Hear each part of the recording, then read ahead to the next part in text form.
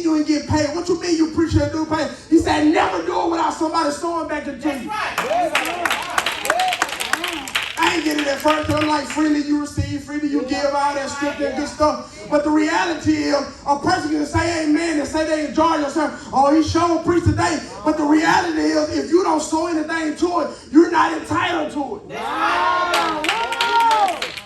You can't be, watch this now, surrounded about the anointing. Have you ever noticed, watch this, y'all been in church as long as I have. I've been in church all my life. I'm a church baby. Have you ever noticed how sometimes leaders and people that surround themselves around leaders, it's like they grow out of the church? All right. Go ahead. You saying something?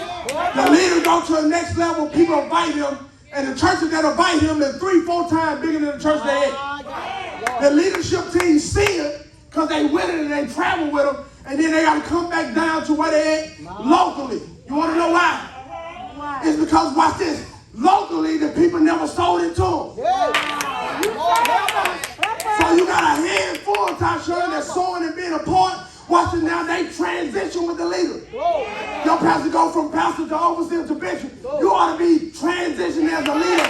You ought to go from being a leader with a pastor to a leader with an overseer to a leader with a bishop. It's because every time he transitions, you do.